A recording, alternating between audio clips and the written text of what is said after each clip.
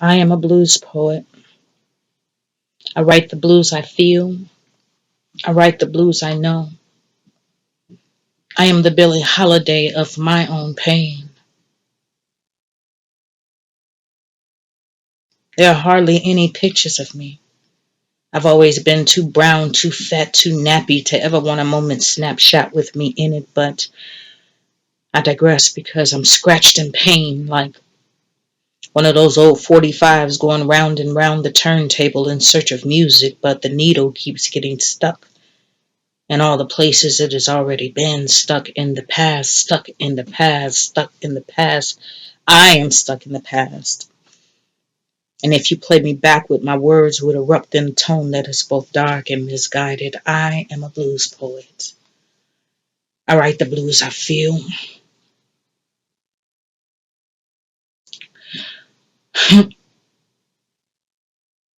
I was 13 and all I knew was that I needed a lot of pills. I'd heard that I could do it with a lot of pills. The kind of rest that could take me away. The kind of rest that could take me away from all the ways I'd already been torn into. I was 13 and tired, 13 and hurting, 13 and ready to die. But they never said what kind of pills, so I took whatever I could find around the house. Said all my goodbyes that night for nothing. I woke the next morning and my body was sick and I heaved and vomited the story of my pain all over the kitchen floor, but it was easier for them to believe in the stomach flu, and I let them. Because there was a way that one had to live life inside my ghetto without the screaming, without the crying, without the breaking down. I thought those pills was going to take me to my mama. Because that expression was priceless. Like, we don't know what the fuck we're doing. For some reason, we don't have any idea what we're doing. Okay, listen. There's an element of that that I like. All right, we're doing it. I feel like you have me change. Before we started this whole interlude about trying to get this stuff recorded, right? I was asking you, and actually you touched on it really well, about the differences between depression and suicide ideation. Yeah. Let's start with your experience with depression first.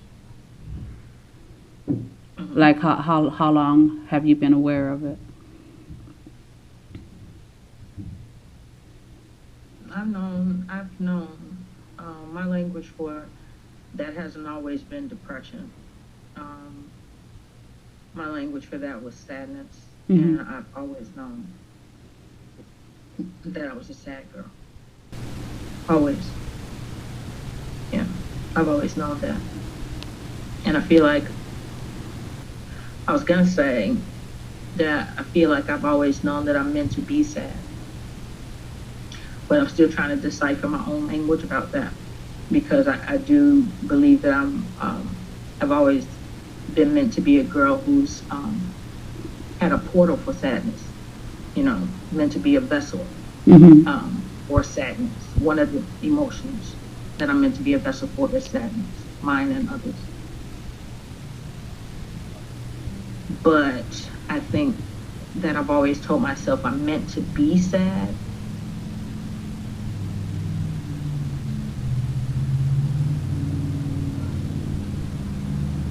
I just knew the things that had happened and the way that they were handled and the way that my life was going, that I just knew that I was going to be sad.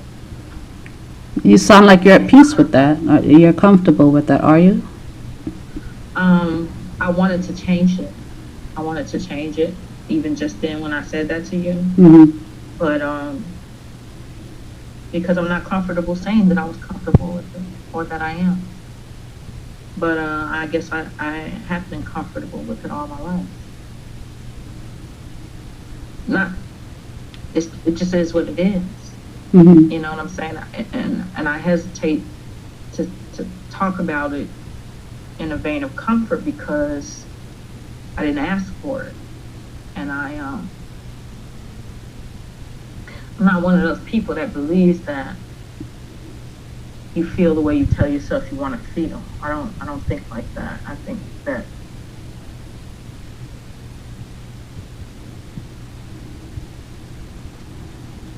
let me say this first. I think that I'm very nervous and that I am teetering and on standing between being totally honest with you and telling you what's more comfortable to tell you. Mm-hmm. I'm having a hard time trying to figure out which side I'm on with each word I say. So I think by saying this part, maybe that'll help me to be able to see clearer. Yeah.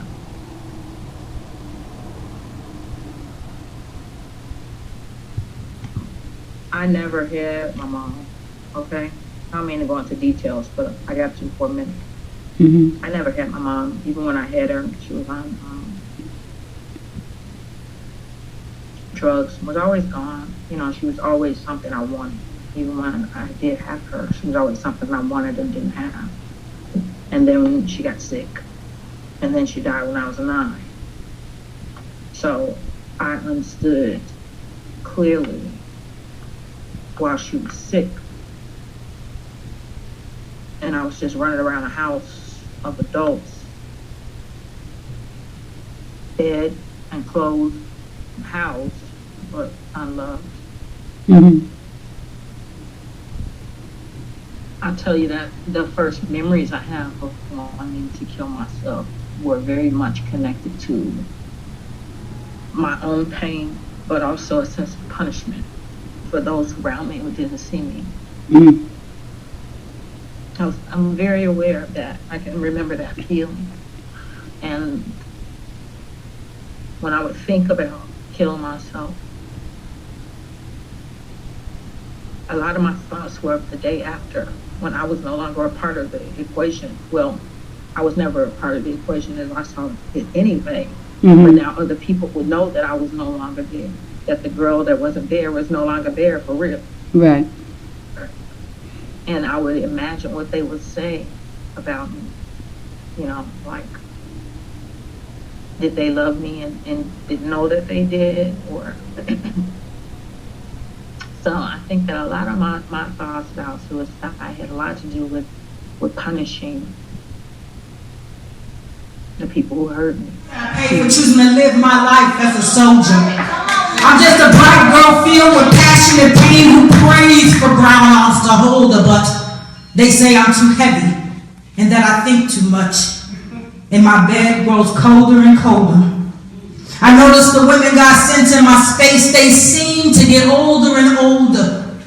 I've learned that there's a price that I pay for all my premature evolutions. The strength in my voice, the rage in my words, all fosters an illusion, cause I ain't all that tough. I sometimes like it rough. We make love in the revolution. Girls see me on stage, but don't read my whole page. We both run toward the wrong conclusions. I've learned that there's a price that I pay for being a runaway slave standing tall. I don't get excited about female exploitation. I don't give a shit about anything at the mall. I can give a speech to 1,000 women without fear, but at parties, what I do, Jackie? I ride the wall. I felt guilty saying that. They didn't hurt me. They just did not hurt me. Mm-hmm. If that makes any sense. Yeah. It was a passive form of pain, punishment. And then, at the same time that this was happening, there was like adultery. That shit started when my mother was in the hospital. And so I'm already invisible because everybody's worried about my mom and everything. And going back and forth to the hospital. Mm-hmm. And the buds were just, whoever was keeping us at the time was keeping us. Sometimes that was him. Mm-hmm. And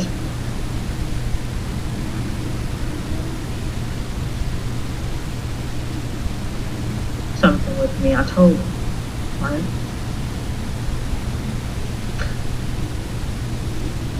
long story short, nothing happened. They pulled me in a room and made me tell what happened in front of him.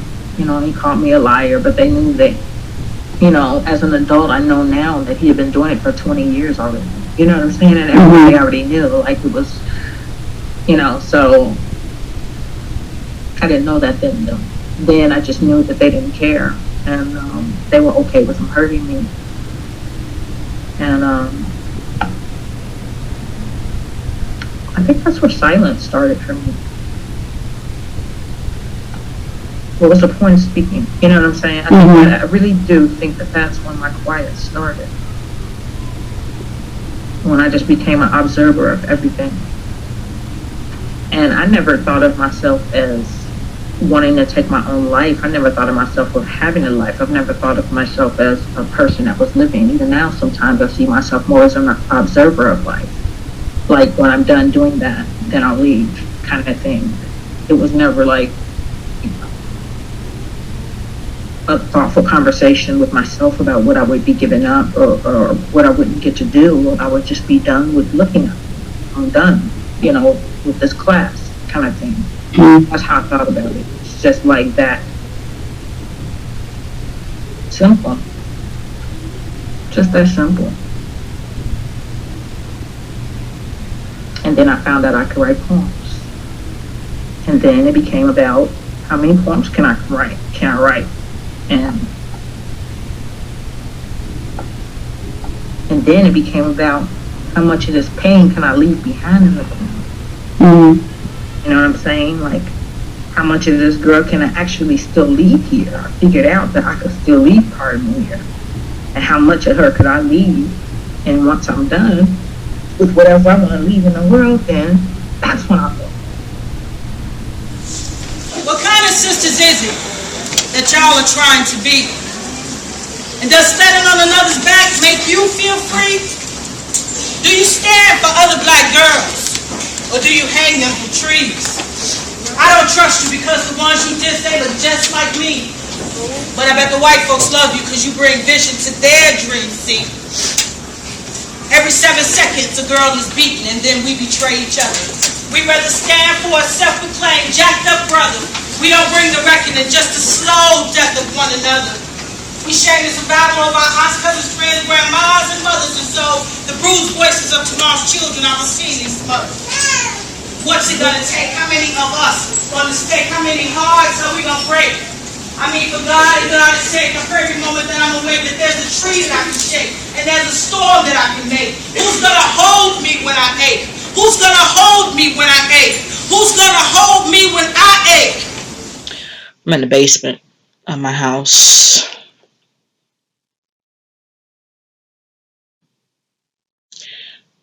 The first man who ever hurt me in my life, the first man who ever violated me in my house, died on the stairs leading to this basement. The stairs I walk down whenever I come into this basement. I think I told you about that a long time ago. How he was laying dead on the stairs, not 100 feet from me. And I'd heard them scream. My sister found him. She screamed, and the house was chaotic.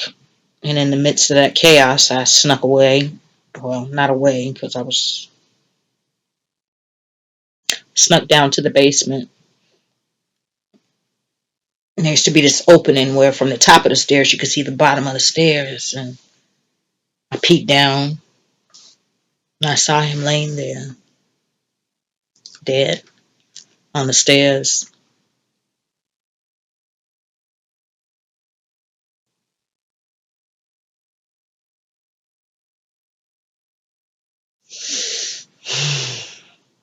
You see my face?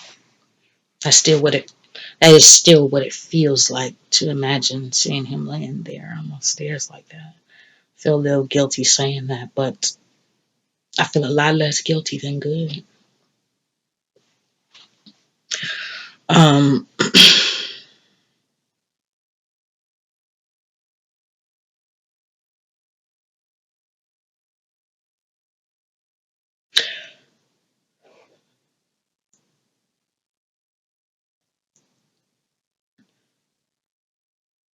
I'm not sure that this is the best place to try to do this video, try to talk to you about this.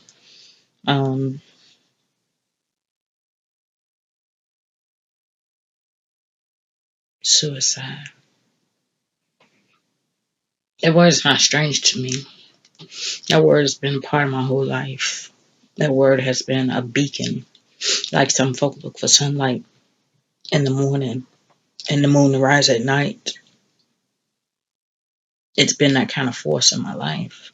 Some place that I could look toward where I thought I would find free. Um, it was a goal.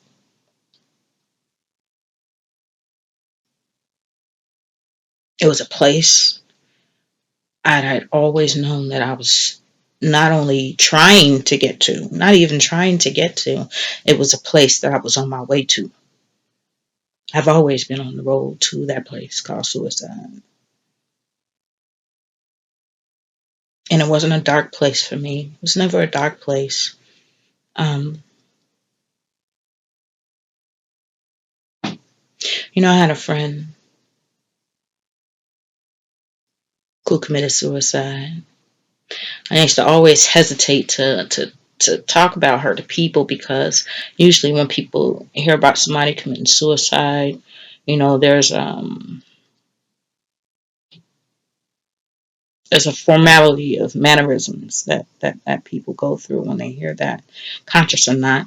I'm sure it's unconscious, but we'll shake our heads and go, "Oh, wow," and then we'll get the confused face. Where do we go after that? We get the confused face. Um, then we do this face, which is almost to say that will never be me, or I would never do that, or what would drive someone to do that. Um, how could she have been so sad and such a shame? And there's a weakness attached to it, and there is a lack of bravery that's attached to it, an absence of bravery, better, that's attached to it. And I think I have been reluctant, or yeah, to talk about her, Marie, because I didn't feel like checking people about that because she was one of the bravest girls I know. And suicide didn't change that for me. In fact, it reinforced it because I knew from our letters, we were pen pals mostly, we would see each other once in the summer at camp.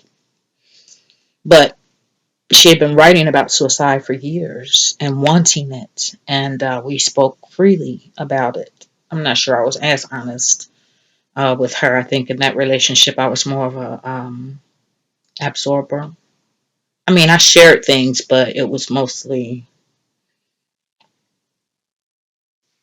I feel like it was, I hid probably. I was going to say that there wasn't enough room for me there, but there was. There's always been room for me. But I hid. We talked about that. But anyway, I knew that that's what she wanted. And though I was sad and felt guilty when I heard that she had killed herself, I was happy for her. And I was proud of her. And never said this out loud, that I was proud of her. I never said that, I don't think. And I admired her.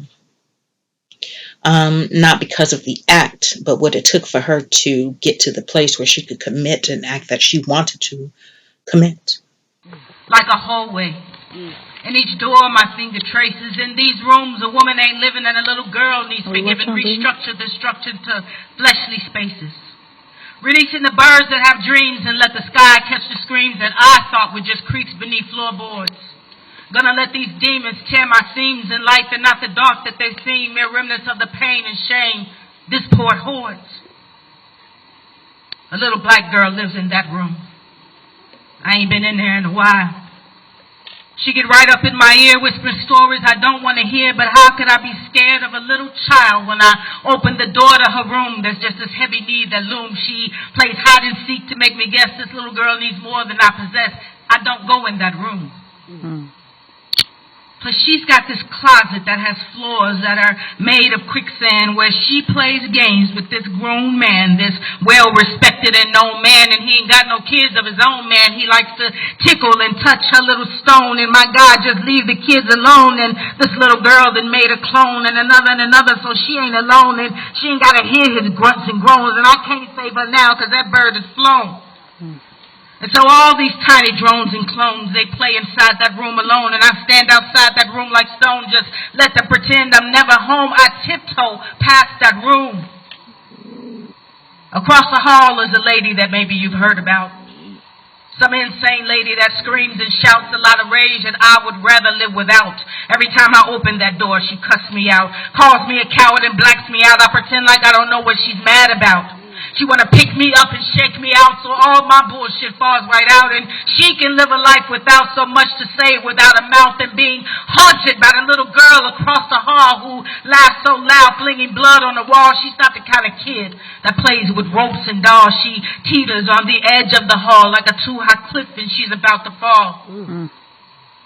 There are many wild girls and women that this rigid structure consumes. This house is not a house. This is my body of rooms where dreams split apart, birthing black roses that bloom and climb and twist vines. This house is no tomb, and I cannot if you love what you find in these rooms.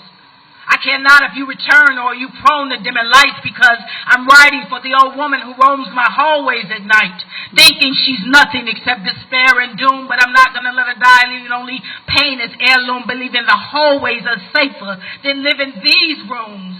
These beautiful rooms, these beautiful rooms. I am opening the door to my chaotic rooms. This house is not a tomb, and this black rose can still bloom. I will make a home of this body of rooms. So I'm hesitant to tell you or to remind you, or not even, it's not for you. I want to say it out loud again because I didn't even notice until I was talking to you that I can remember the other night when we were talking, and I heard myself say to you that I can't honestly tell you that it's not something that I still want, right?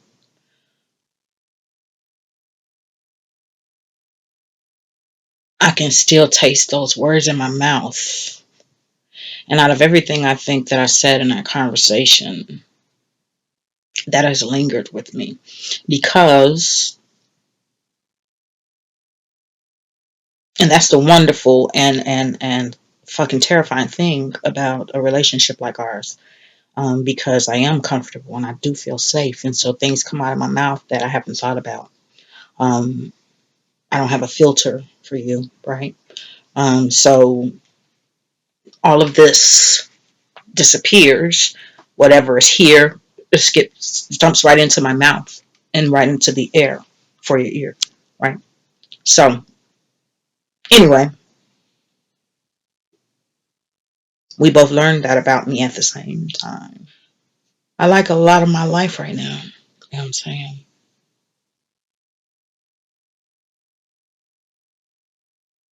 But I still feel like I'm dreaming dreams. I still feel like I'm dreaming the dreams of some girl who didn't have my life, who does not have my life. I still feel like I'm dreaming the dreams of a prototype girl. Some unhurt girls, some unraped girls, some unhit girls, some unabandoned girls, some undestitute girl. Still music in my dreams. Like fairy tale music, skipping, holding hands, like flower gardens. And sometimes when I sit, I don't.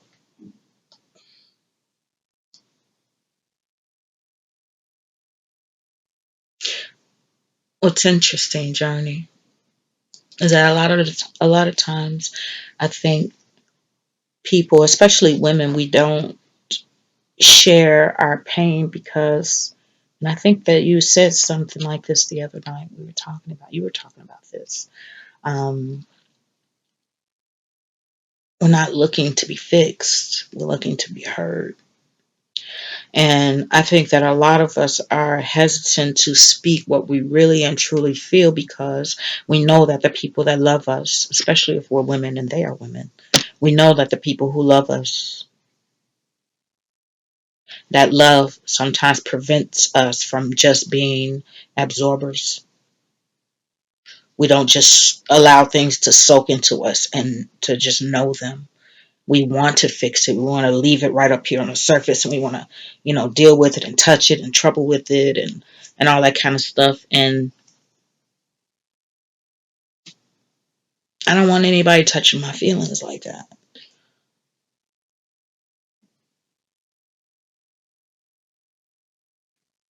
There's no thought that somebody can have about what's going on with me or what I feel that I haven't thought. There's no remedy that anybody can offer to my situations that I haven't explored emotionally. I'm talking emotion. So what am I talking about here? See how I skate around? Suicide is something sitting in the middle of me, and I'm skipping around it like the mulberry bush. You asked me for that poem the other night.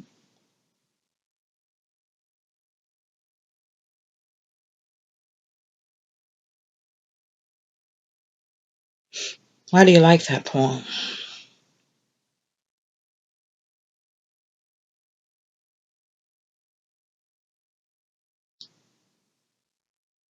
If I remember correctly, the mulberry bush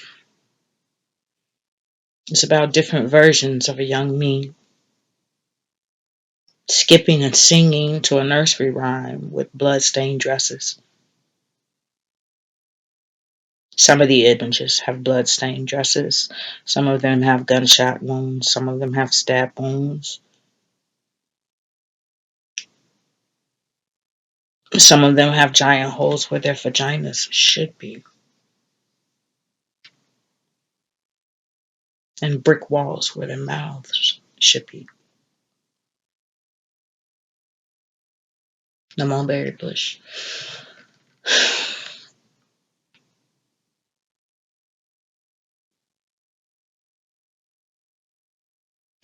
I'm going to stop this video. I am going to give it to you, but I'll probably do another one when I feel like I can focus more because I feel like I'm dancing. I hate dancing in front of people. I hate looking uncertain in front of people. I hate giving the world, and that's what this feels like. Maybe that's it. I don't like giving the world a problem or presenting a problem to fixers that can't be fixed.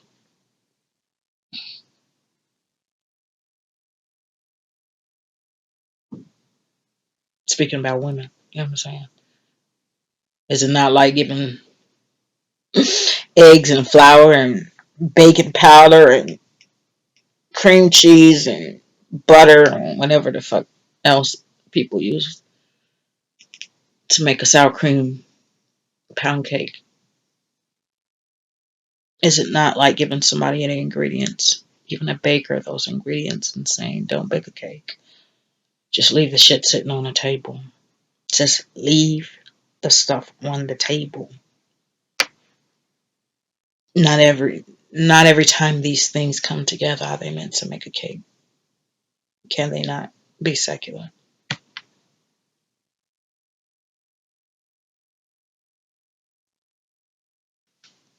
All right, I'm not gonna stop the video because What am I stopping it for? To wait until I feel dishonest and more presentable or more sure? I'm not going to feel. What the fuck do you have me doing?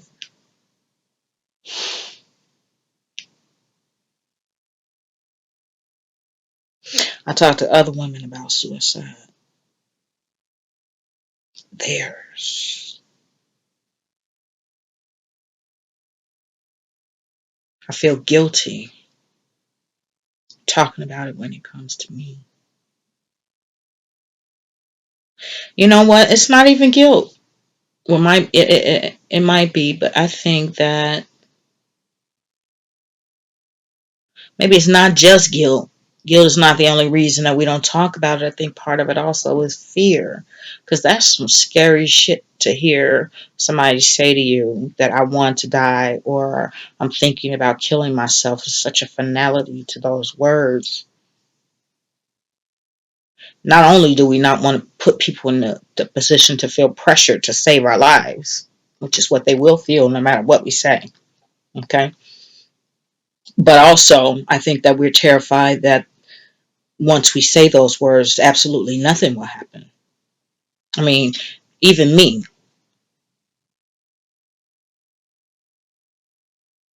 there's nothing I ever say that I want to remain unheard. If I'm saying it, if I'm giving voice to it, if it has a sound and some volume, right, like this, I want to be heard. Otherwise, I would just keep saying it in my head. So a lot of my life I haven't shared the most tender things, the most fragile things, the most desperate things, the most scary things, and suicide will be on all of those lists, is because I was terrified. Valid. It was a valid fear. Okay. It had been tried and tested and reinforced. Okay. Many times. But I've always been terrified of giving someone some tender part of me.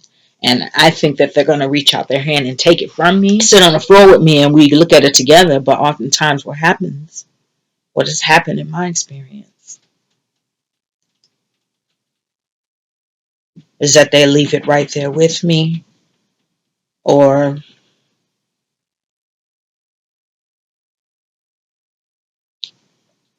they just let me fall off the cliff, slam into the ground.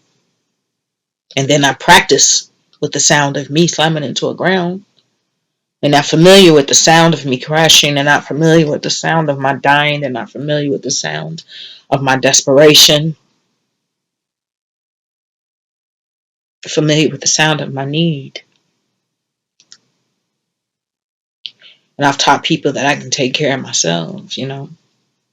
So it's a risk to give somebody or give somebody any tender piece of yourself like that. And that's just not suicide. That's a story of violence, a story of trauma, some piece of you, some piece that some dirty, nasty piece that's a part of you. That's a part of your flesh and your structure now. And I'm using those words because that has been my language for those kinds of pieces. Not always, but certainly when I'm in a context of suicidal thoughts and such. To give away something like that and to have it not be picked up, to have it not be received, to have it not be absorbed and loved and nurtured and cared about is almost like a reinforcement of the lack of love you felt in the first place, or the lack of the feeling of being unimportant and um not mattering enough to be fought for or to fight for, even when the person has to fight me for me. I wouldn't mind somebody fighting me for me sometimes, but I don't talk on those edges. I write poems from those edges, but I'm fucking master at metaphor. And sometimes it's funny because this is how I work. It's how I train myself to work. Let me tell you how sick my mind is. this particular mind as it relates to loving and taking care of myself. I'll have something in the poem. Say I wake up wanting to die. And I can't even go to the bathroom. I can't go pee. I can't brush my teeth. I can't do anything when on a morning like that without writing a poem before I leave that bed, without writing a story about it in so many words. I have to write a poem on mornings like that. And I'm always honest in my poem. So it's not a matter of me not being honest in a poem or not allowing my truth to slip out of my mouth or my fingers, as it were. It's never about that for me. It's about how much am I going to hide. Some of my poems are very plain spoken, and I just put it right there. A lot of them I put in dresses or, clothes. I want to be heard, but only by the people who are really, really wanting to hear me. Like, I don't just want to say something delicate or something fragile to somebody that's just walking down my street. I'm going to hide in a poem that I can't afford um, to be kicked around on a sidewalk. I'm sorry, I have little hiccups. Which is what people do. They don't mean to.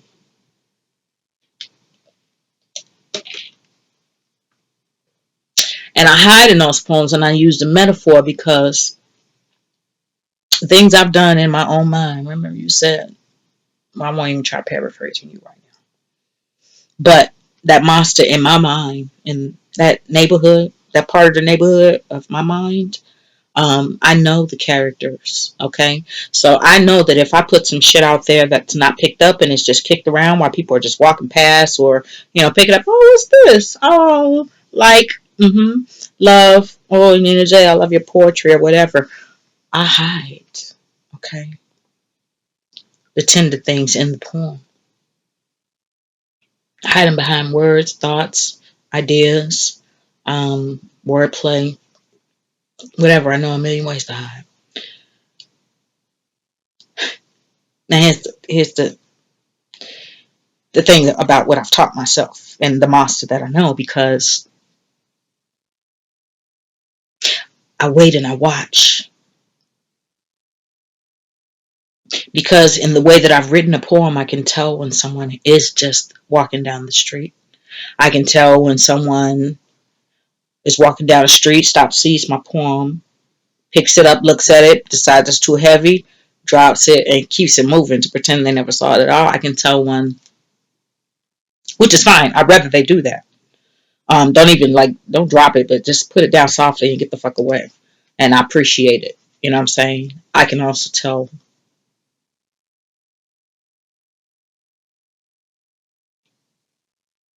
when someone has read me, not just the poem. Walked down the street, saw the poem, wanted the poem, cared about what I had to say, cared about what I felt, cared about where I was. And if the poem isn't that clear, or, if I am hiding in the poem, they have taken the time to actually sit down on the porch with the poem and look behind the words. I was telling you about the monster and what I do, though. When that doesn't happen, especially with people who I think of as close and trust or think that they would catch me, it's devastating. And it makes me feel unknown, unwanted, unsought, misunderstood, or written out as understood. Mm-hmm. Um,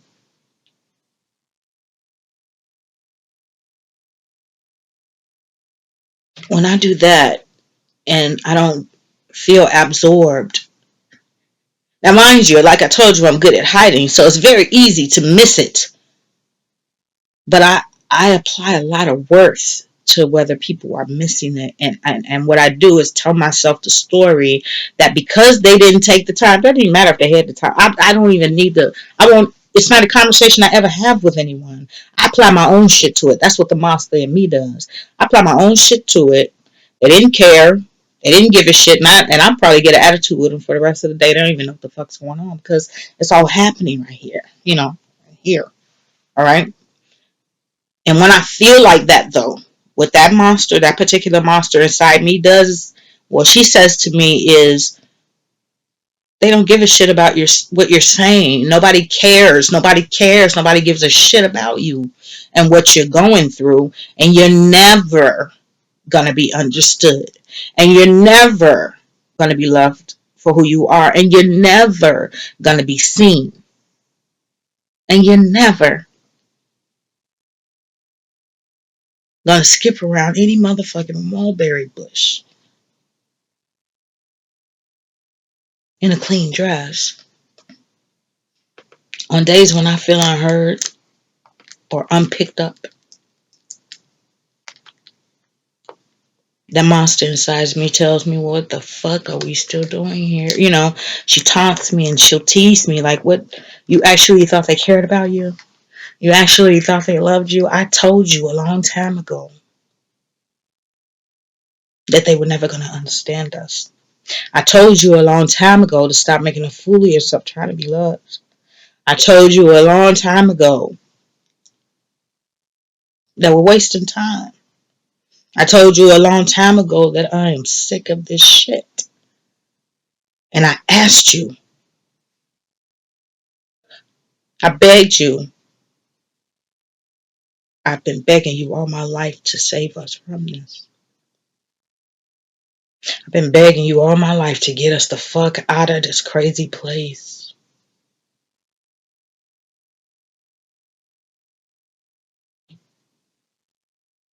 She tells me that I'll always be alone and lonely.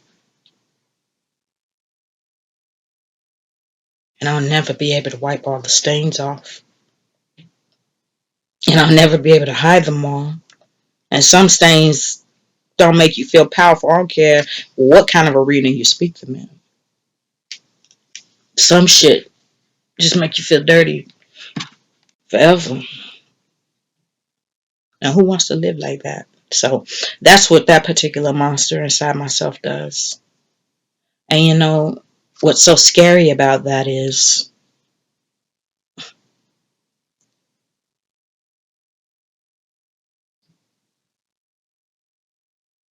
she's one of the strongest of us. She is one of our, listen, I feel like I'm speaking of myself as a company, but let's use that, okay? And the company that I'm running, that I call my life, she is one of the motherfucking CEOs. She's helping to run this place.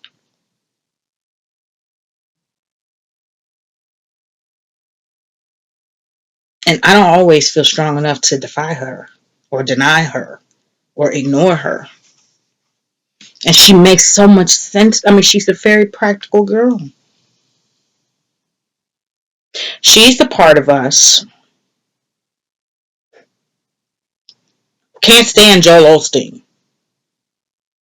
She's the part of us that can't stand Steve Harvey. Well, actually, it's a few of us like that. But she's also the part of us that wants to spit. It's so disgusting, but she does. She spits on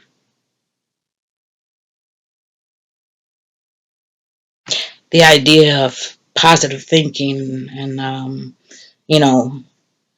you speak it into existence and, you can achieve your dreams if you just go after them and, uh, what are the cliches? You're only as happy as you want to be. You're only as sad as you want to be. I'm not as fucking sad as I want to be, okay? And I'm not as fucking happy as I'd like to be.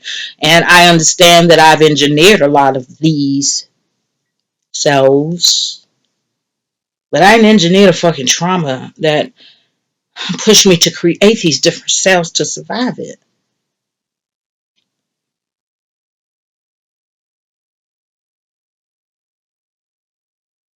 She's very strong. And even when things are going great in my life, and I've had a lot of really good days, especially in the last year and the last couple of years, a lot of good moments, a lot of good life in my life. Even then,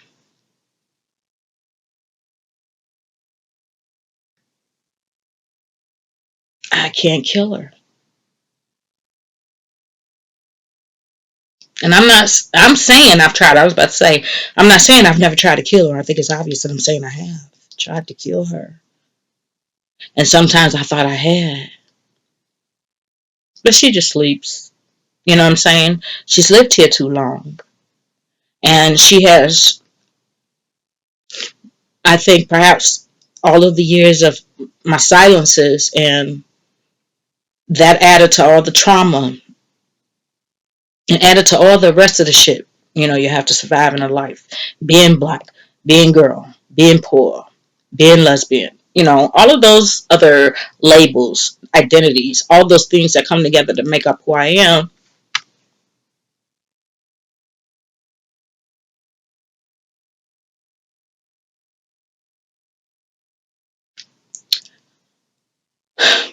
She's just a very strong girl.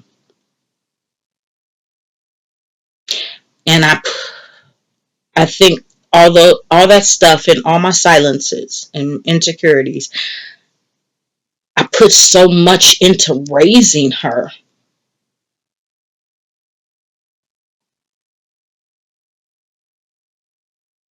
that she's almost invincible. She's like a fucking, like a gothic, I don't want to give that word a bad name.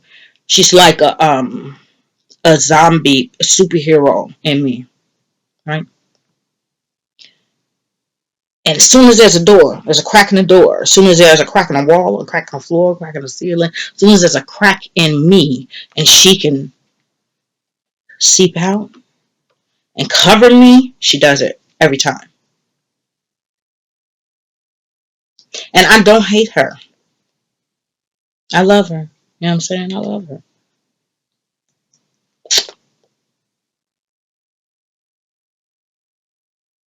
Anyway, she's helping to run this company. I run it too. Okay. But I only come to work when I'm feeling strong. I don't think she's ever missed a day. Even on my happy days, even all those good days of life that I told you about, we had to fight. You know what I'm saying? She didn't just sleep through that shit. We fought. We fought to hold on. I had to fight her to hold on to whatever feeling or sanity or safe space that I felt I had. I had to fight to hold on to that. And she can fight. Mm-hmm. She's the fighter. I'm not the fighter.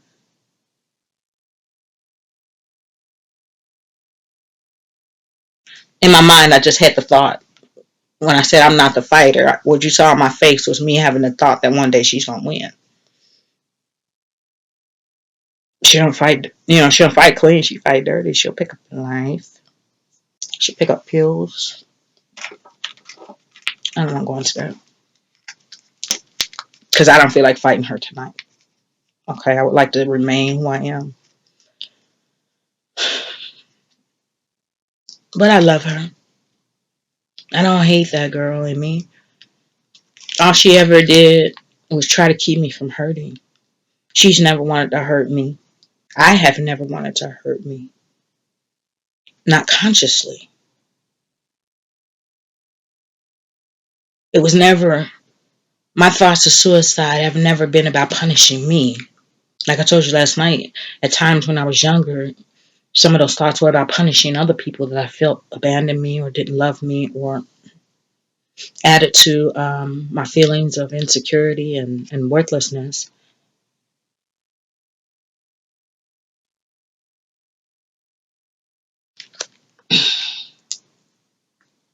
Anyway, You can't kill something you love.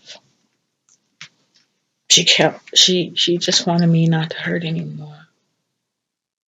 She wasn't trying to kill me. I, oh, maybe that's it. Maybe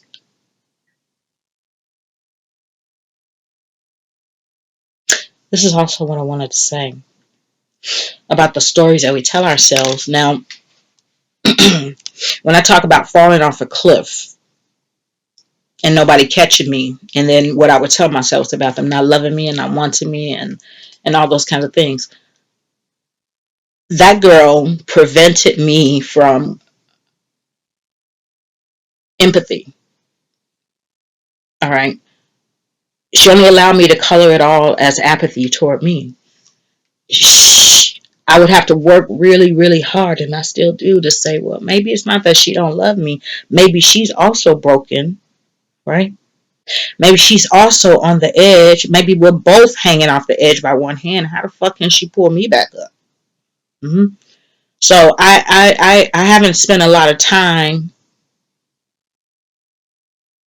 when I'm in those places giving myself other possibilities to the stories. You know, I'm a know-it-all. So I'll say, nope, I know exactly what it is. I can see it. She don't love me, or they don't care about me. Forgetting everything I know. You know, when I'm dark like that, when with that girl, I'll call her, what should I call her? Storm. When Storm is in charge of us, when she's running the company, everybody else is perfect. Everybody else is capable and able to give me whatever it is I need to pull me out of whatever darkness or well I'm currently residing in. They can snatch me from a sky. They can pull me out of deep waters. They're perfect, you know, and they have all of this emotional space to show up for me and just choose not to. That's what Storm says. Janine, me, I know that like draws like. I'm a believer that every woman that is drawn to me, every woman that I am drawn to is a reflection of me somehow. Oftentimes, most times that reflection has been sadness and trauma and pain. Hmm? Serenity, no, if I say serenity, I meant surrender though. Um,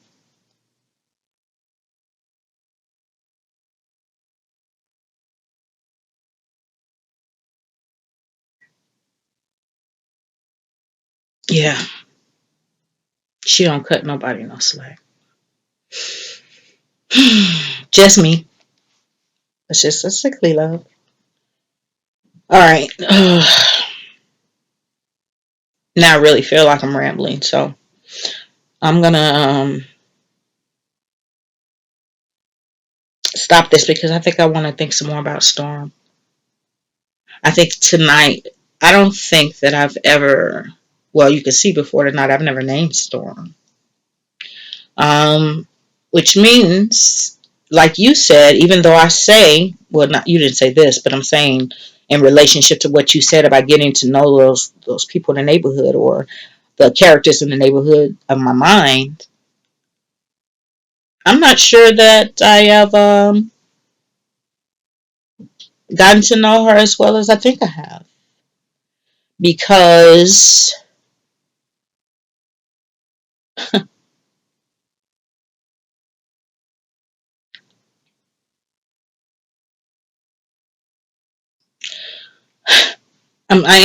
I'm tripping a little bit because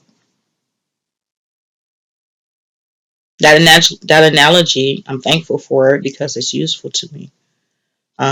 So I appreciate you talking about the neighborhood uh, thing in the way that you did. Yeah, Storm's never gonna die. I don't think. I'm not sure I want her to die.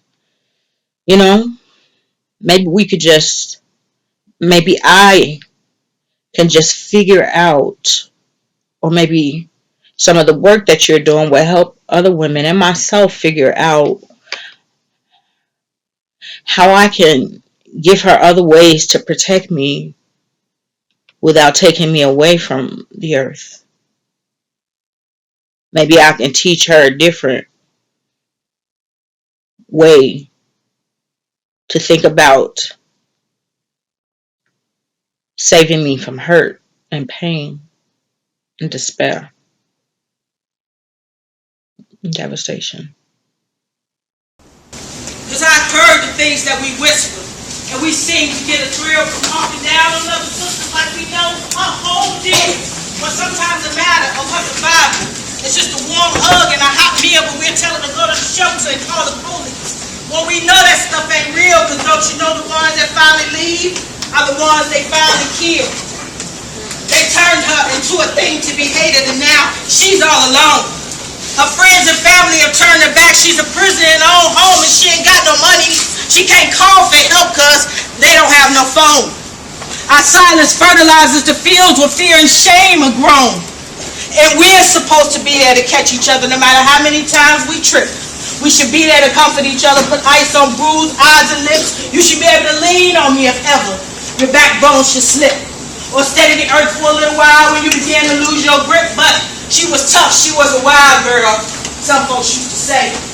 She looked 50 when she was 20, but she was pretty in her own way. And though you couldn't see the rain as it drenched her, her skies were always gray. She never thought she'd make it to any tomorrow, but she always found a way. She was a hustler. Smooth on the outside with pain bursting at the seams. She thought she was a crash site. She never learned how to dream, and good love had always proved to be much further away than it seemed. Sometimes she laughed aloud for no reason, just a few to pierce the scream. They called her wild girl, but they always looked at her with the wrong eyes, because it is her honesty that burns the skin inside a ghetto, filled with lies and open wounds will still be heavy, no matter what your disguise. The madness is the social pain that we are nurtured to despise. She was a hustler. Into the next bed, the next meal, finding some relief from hell. She was born inside the coffin, and we've been hammering in the nails. And thus the story of her life is an alternate wicked tale about brown girls who get locked up for nothing and then cannot afford the bail. And there's nobody left out here who's gonna hug that lady's children. Nobody cares enough to ask them what they might be feeling. And a child with no mama suffers a cruel and vicious killing. Somebody's gonna find her hanging from a sturdy ceiling, or running from here to there with a hunger and nobody can feed her, and they won't let her touch her mama through that glass no matter how much she needs it. There's a struggle going on inside her soul, but she ain't grown enough to lead it. So many pamphlets on pain and survival. Nobody even asked if you could read it, and I'm not immune, because I was taught all of y'all was so much lower than me. And it was easy for me to pretend you were different. You never made me feel free. I didn't know I was supposed to use my strength to cut you down from the tree, to stand for you and put arms around it, because whoever you are, that's who I be.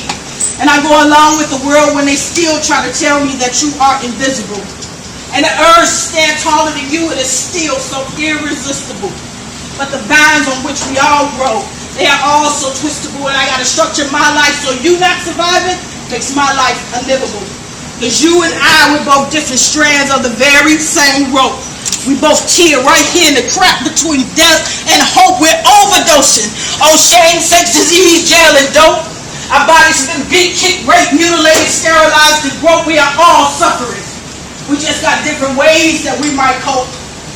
Some sisters cried out, and they lived to fight another day. Some sisters hold it all in, they tame the fire and all they say. Some sisters say, hey, you gonna use me anyway? Then brother, you gonna pay. Some sisters write, some sisters drum, and some sisters got to pray. She killed herself one night.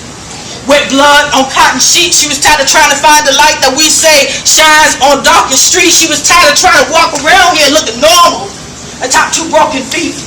She thought she lost too many pieces of herself to ever really feel complete. She had nightmares about dudes rushing her soul's threshold and lights out. She was drowning and could not find the energy to flail her arms and shout. She didn't want to meet no more preachers. Didn't seem to know what God was all about. She tried to do it all by the book. She tried to good girl right. And it ain't no use to cry tears for her now, because she is already gone. And it ain't gonna ease nobody but me to write her a goodbye song. But she left other sisters behind. That's us. Other sisters just having to be strong. Maybe I don't know you and maybe I don't see you. Maybe everything I think about you is wrong. But in your very existence, you beg the question of me all day long about the kind of sister it is that I am trying to be. And does standing on another sister's fractured back, does that make me feel free? Neither. I'm going to stand for black girls, or I'm going to hang out from trees. I don't trust myself sometimes because the ones I neglect, they look just like me. But I want to die trying to be the vision of my mother's dream, see? But what about y'all? What kind of sisters is it that y'all are really trying to be? I didn't want you to know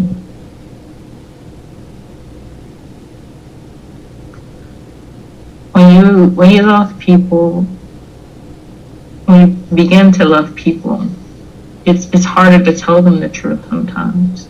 Yeah. Because when someone's in friendship or sisterhood with someone, that person becomes part of your landscape. And so to even admit that you don't even want to be a part of that landscape anymore tends to make people feel unwanted more than they already did. And part of your job being in that sisterhood is to make that person feel wanted. I didn't have the language. I don't think I had the language. I have the tools to be what you needed and to be as broken as I was. And it's funny to say that because I was hiding from you sometimes, but the most truth I had in my life lived in our relationship, you know?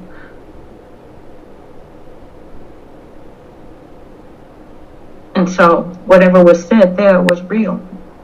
The first one you did, and you were talking about invitations to death.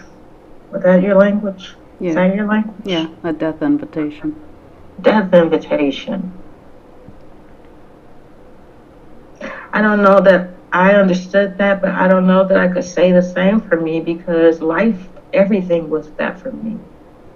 I mean, everything was that for me.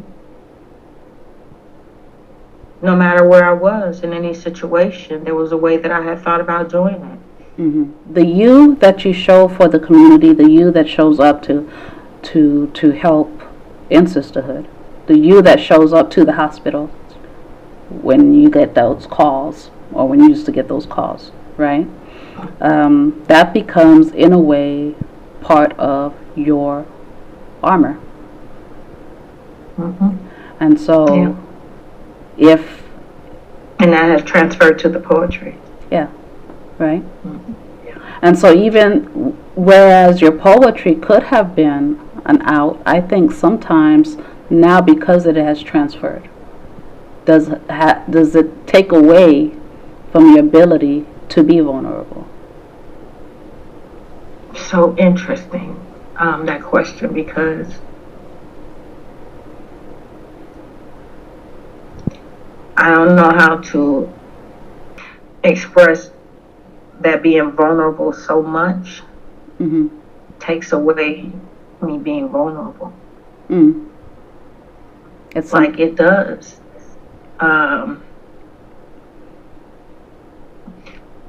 It's like you can be vulnerable in a certain way, but I still come home and cry. You know, I can be so open at a poetry reading.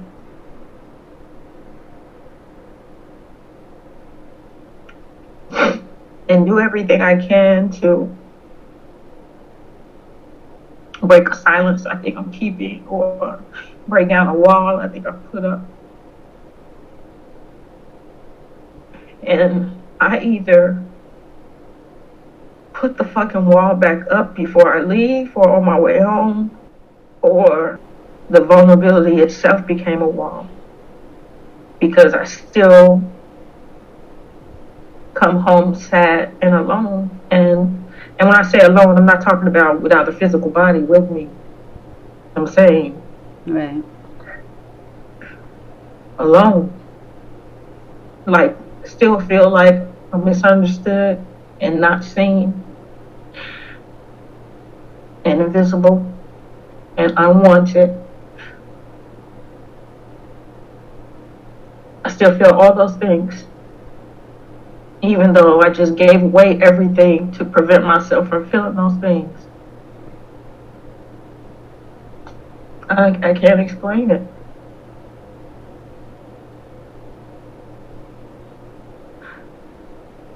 I have older sisters in my community. And like when I put the book out, and when I'm doing readings now, I guess that they could sense a different kind of power in me than what was there before. And they'll pull me to the side and they'll say to me, I'm so glad that you healed. You know what I'm saying? I'm so glad that you got over, you know, or, you know, something like that.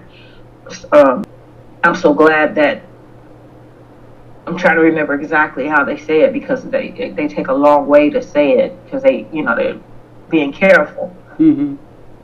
But and I smile and I hug them back and reassure them in that hug, press tighter. So, to validate what they said, like, yes, what you see is what it is. You know what I'm saying? I did get over.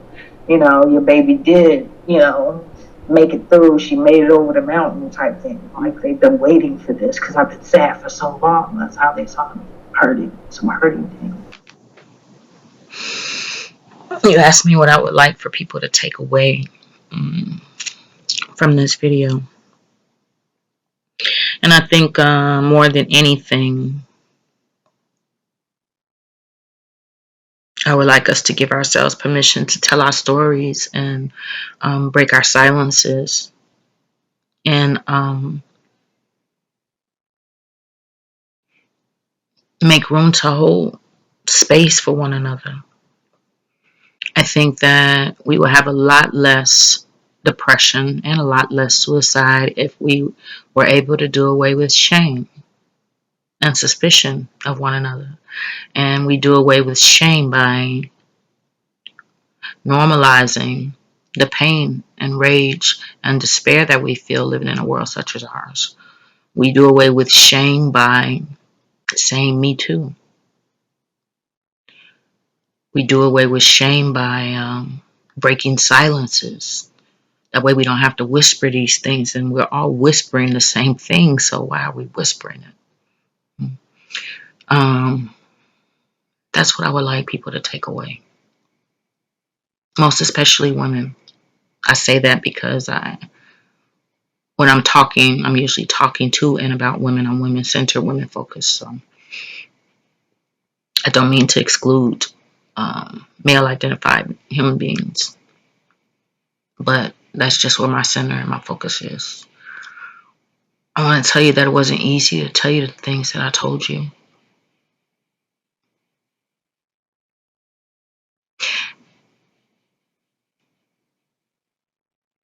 And that I'm asking you to bear witness, not to fix.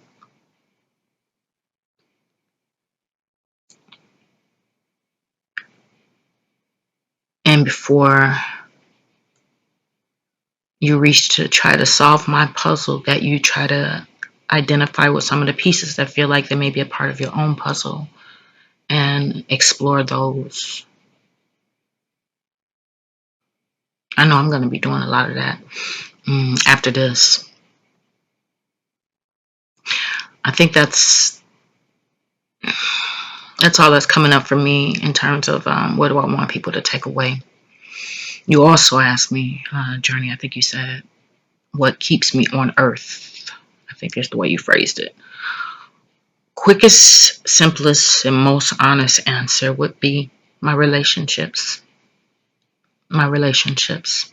I can't, sometimes in the last couple of years especially, I have gone out of my way to try to nurture the intimacy in my relationships to make sure that I'm not putting as much distance there as I usually do, because in my relationships, I always kept people at a particular distance because I knew I was leaving. So, why get all involved and tangled up with someone when you're going to leave them with more questions? So, once it became clear to me that I was probably going to be staying here and living my life, I made it a point to engage my relationships, keep me on the earth. I don't want to. I'm all right with that burden of having to think about what will go through my loved ones' minds if I do that or make that decision, that choice.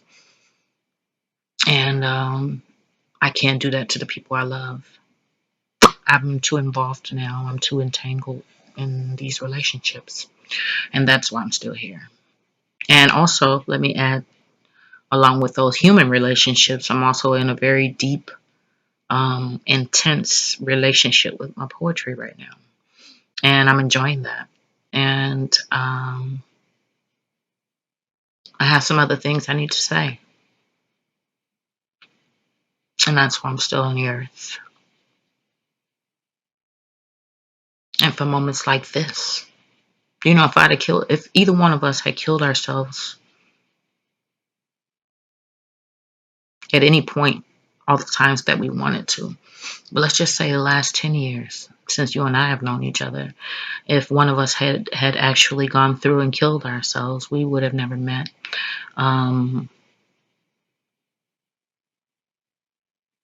We would have never done any of the things that we've done in our lives together and separately, had we fulfilled those desires. So I am sometimes kind of curious, like, all right, if I kill myself today, what am I going to miss next week? So I want to wait for next week and see what's going to happen. And sometimes, most times, next week got something good that I wouldn't have wanted to miss out on. So I'm curious about next week. I love my people, my family, my friends, my relationships. I don't want to hurt them. And I'm curious about what's going to happen next week, and then the next week, and then the next week. You also asked me to talk about some of the other things that I have going on, which I'll include that here, but I'm not sure how I feel about putting promotional stuff in space like this. Okay, but like I told you, I am excited. I'll be going to New York. I'll be in Brooklyn from November 30th to December 10th. I will be reading at a fundraiser there December 3rd. I don't have these details with me, so if you're interested in any of this stuff, you can just write me or whatever. I'm doing a couple readings too. My cousin does a show out there, so I'm going to appear at her club. And I'm doing a reading at a sister's house, another poet. And this is all while I'm in Brooklyn. Next week in Chicago, I co-host an open mic called The Womb.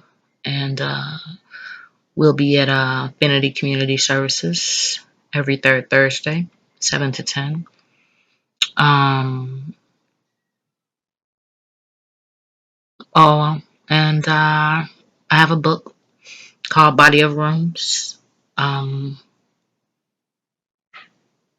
put the link for that in underneath, or have Journey. I'll have you put the link there.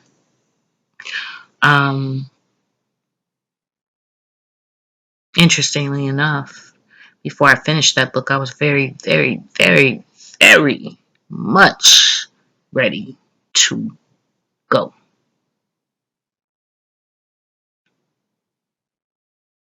So that book has a special meaning to me. It's one of the things that kept me here, because I was waiting for so long. I wasn't writing, honestly, for a couple of years. And I kept waiting to get out of my depression. I keep saying this. I tell this all the time when I'm doing poems. But I was waiting for so long for myself to not be as depressed so I could write, and then I could put a book out. Right? And I kept forgetting that I had to write myself through the pain. And that's what that book is for me.